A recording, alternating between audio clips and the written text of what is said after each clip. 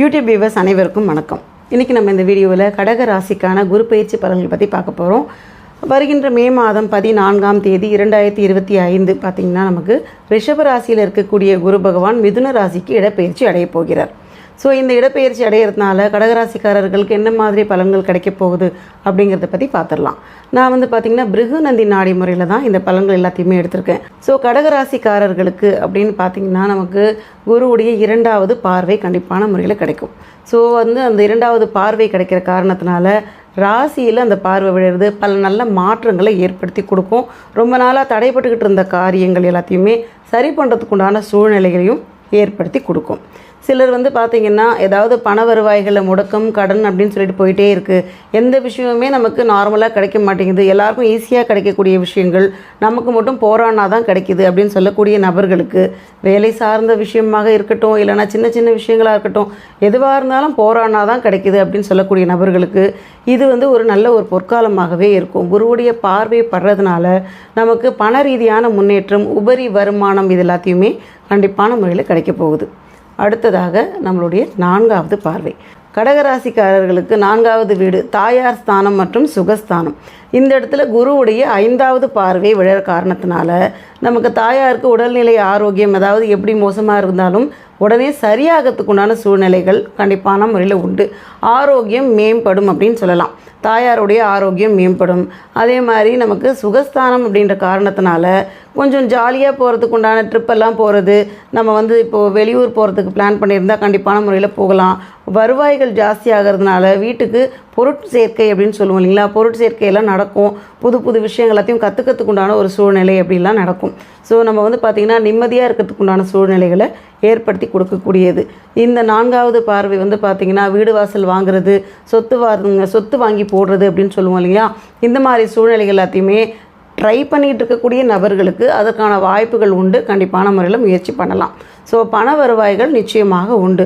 சுகஸ்தானத்தில் குருவோட பார்வை இருக்குதுன்னு சொன்னாலே வருவாய்கள் உண்டு அப்படின்றத நிச்சயப்படுத்திக்க முடியும். அதனால் நீங்கள் பார்த்திங்கன்னா கடன்கள் அடைய போகுது அப்படின்றதையும் முயற்சி பண்ணிக்கோங்க.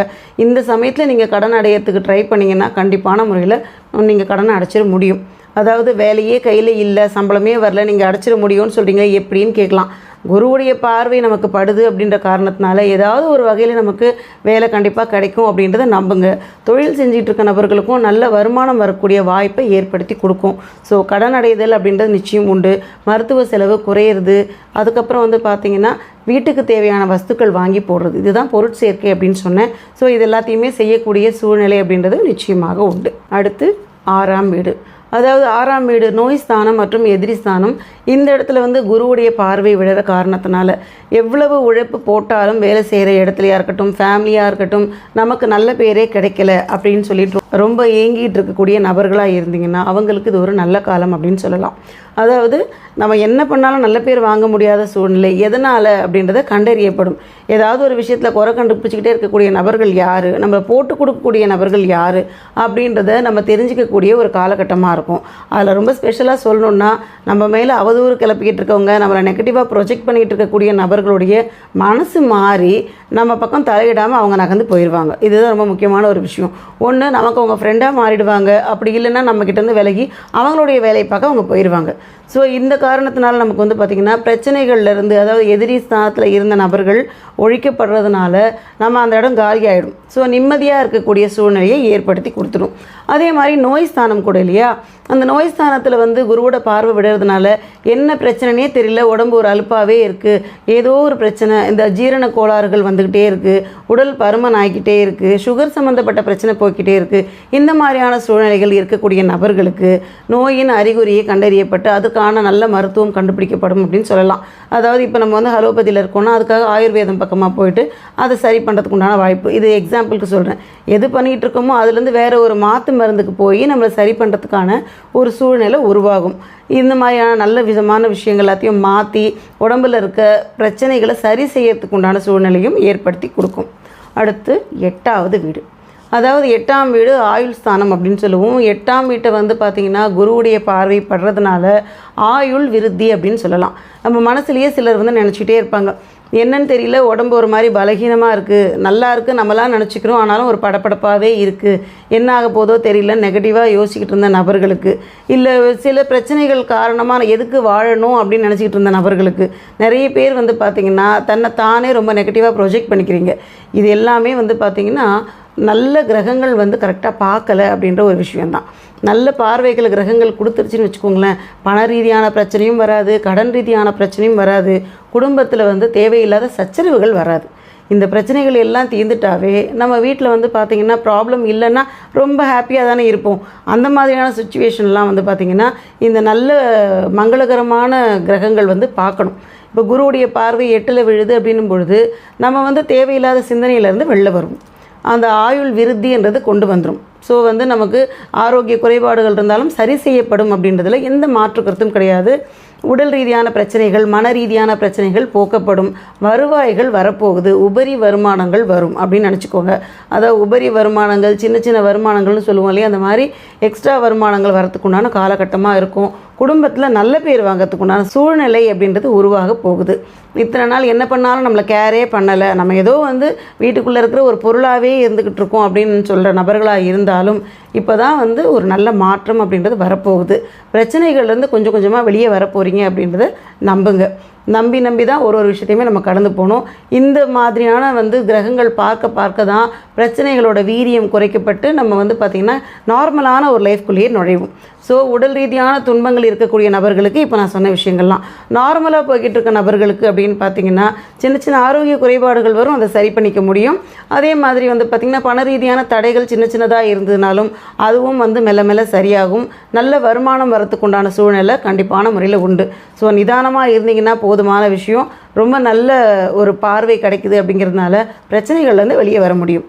அடுத்து 12வது பார்வை. 12ஆம் பார்வை அப்படின்னு பார்த்தீங்கன்னா விரயஸ்தானத்தில் தான் குருவே உட்காரார். இந்த குரு விரயஸ்தானத்தில் உட்காரும்பொழுது வீட்டில் புதிய பொருட்கள் சேர்க்கை அப்படின்னு சொல்லலாம். அதாவது ஏதாவது ஒரு விஷயம் வாங்கணும்னு போவோம், ஒரு விஷயம் இல்லாமல் ஒரு 4 விஷயம் சேர்த்து வாங்கிட்டு வருவோம். செலவுகளும் அதிகமாகத்தான் இருக்கும். ஆனால் அந்த செலவுகளுக்கு ஏற்ற மாதிரி பொருளும் வீட்டுக்கு வந்துடும். என்ன நம்ம வந்து பார்த்திங்கன்னா செலவு ஆயிடுச்சுன்றதை கொஞ்சம் ஜாஸ்தியாக பேசுகிற மாதிரியாக இருக்கும். அதில் வந்து பார்த்திங்கன்னா நமக்கு பொருள் சேர்க்கையும் உண்டு. வீட்டில் வந்து பார்த்திங்கன்னா ரொம்ப மகிழ்ச்சியான சிச்சுவேஷன்ஸ் அப்படின்றது நிலவும். நிறைய பயணங்கள் செய்யறதுக்குண்டான சூழ்நிலைகள் இருக்குது. அதாவது உறவினர்களுக்கு திருமணம், இந்த மாதிரி விஷயங்கள், மங்களமான விஷயங்களுக்காக போகிறது, குடும்பத்துக்குள்ளேயே வந்து பார்த்திங்கன்னா புது புது செலவுகள் வர்றதுக்குண்டான மங்களகரமான சூழ்நிலைகளும் கண்டிப்பான முறையில் உண்டு.